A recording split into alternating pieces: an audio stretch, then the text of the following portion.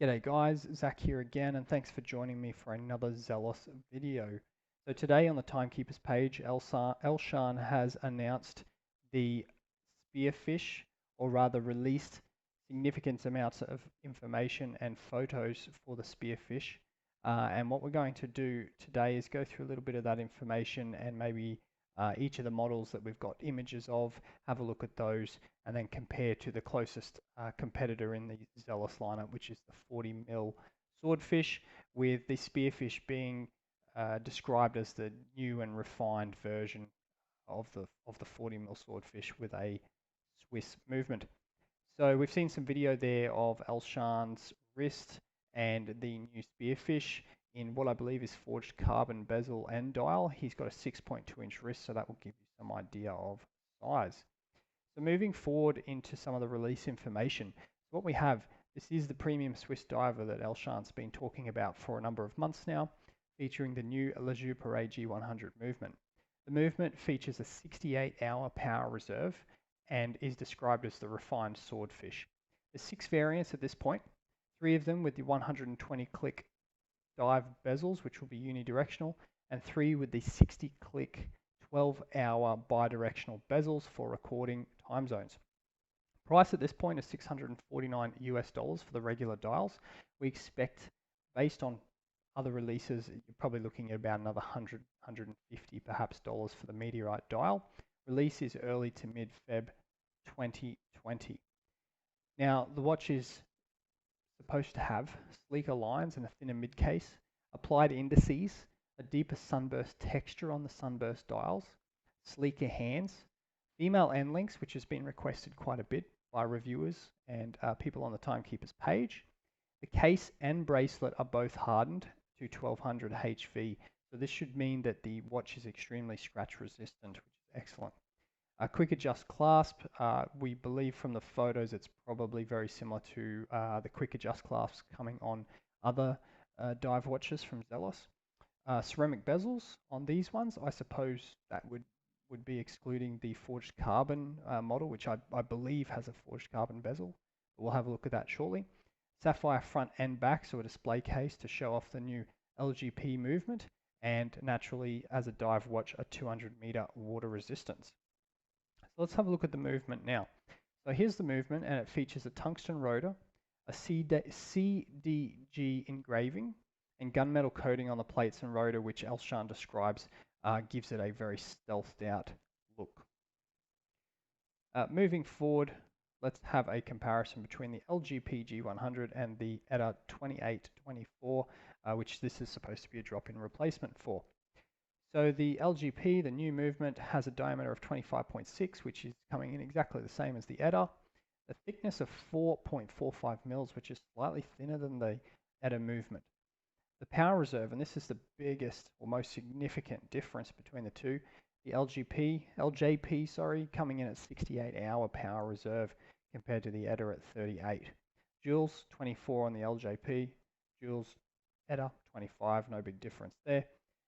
Both running at 28,800 vibrations per hour or 4 Hertz, and the accuracy is described as the same based on the slightly upgraded grades of these movements. So let's now move into the individual models and the first impressions from each. So first up, we have the Meteorite dial. So what I'm seeing here is we have the traditional Meteorite dial. I don't believe there's any PVD coating to this. A blue ceramic bezel, which is really nice, and it seems to match the indices applied to the face. They seem to have a polished blue hue to them, so I think that will pair nicely with the hands and the blue bezel coming with this one. And also notice that the Zelos logo is actually coming in that same blue that I believe the indices are featured with. All white text there for Spearfish and 200 meters. So yeah, look, really nice looking, and I think based on previous releases, this probably will be one of, if not the most popular watch. I believe Elshan has mentioned that there's 200 of each, or 200 of most of the movements, and one that's coming in about 100 numbers, and I would suspect that's probably the Meteorite dial. let's move on to the Sunburst Orange, or at least these are what I'm calling it. So the Sunburst Orange features a black ceramic bezel, and these bezels all appear to be lumed. Gunmetal, based on Elshan's comments on the Facebook page, gunmetal indices on this particular one. All of these are coming with color matched date windows.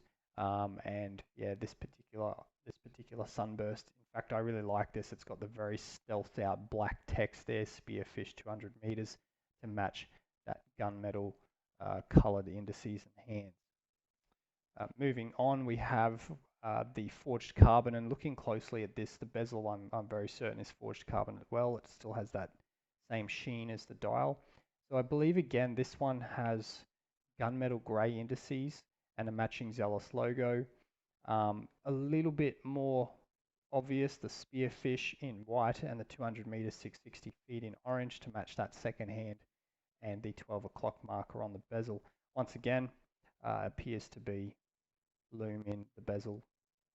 And what I'm noticing, particularly on this photo, because I think of the angle, you're definitely seeing the crown guards there are significantly more refined and have a very sleek look compared to the Swordfish. So I think that's a lot of these design cues coming in for being sleeker and thinner and a little sharper. Moving forward to what I believe the community is calling the copper dial, which actually seems to be garnering quite a lot of interest on the Timekeepers page. What I'm really picking up here is you can see the texture of that Sunburst dial. It's extremely deep texture, and I think the deeper that is, the more significant that Sunburst texture, the more you're going to catch different hues, different light.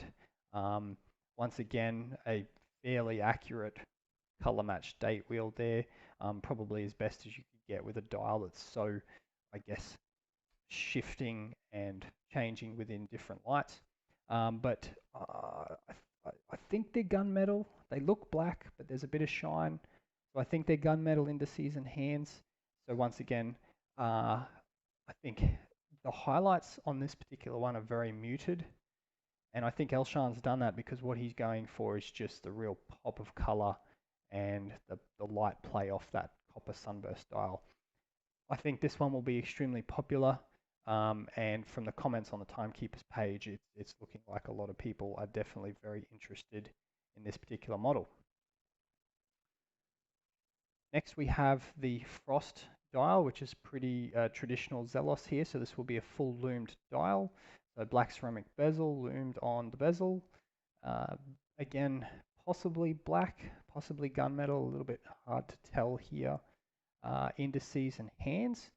And we have the nice orange seconds hand to match the 200 meters, 660 feet.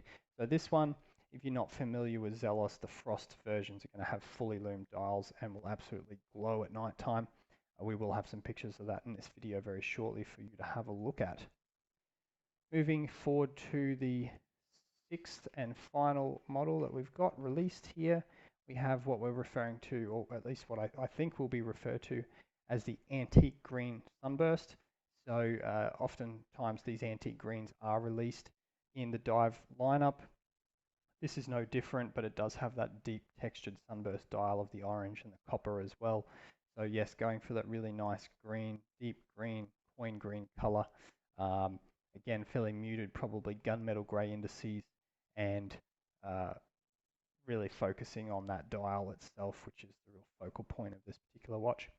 Now, as I mentioned earlier in the video, 3 models will be coming with the 12-hour markers and 3 models will be coming with the dive markers.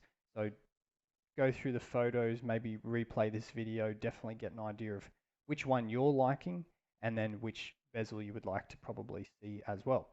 So moving on, let's have a look at the Lume shot just very quickly. So the top will be the Frost dial, the full white dial, and the bottom should be a good representation of the other models, the Sunburst, the Forged Carbon, and the Meteorite, with the Lume on the hands, the indices, and the bezel. All right, moving forward, let's have a look at the movement comparison, or rather the comparison, between the Swordfish and the Spearfish now. So we'll bring up on screen here so we can see the spearfish and the swordfish are both 40mm watches. And in fact, the spearfish is coming in with a ever so slightly larger lug to lug of 47 mils compared to the swordfish at 46.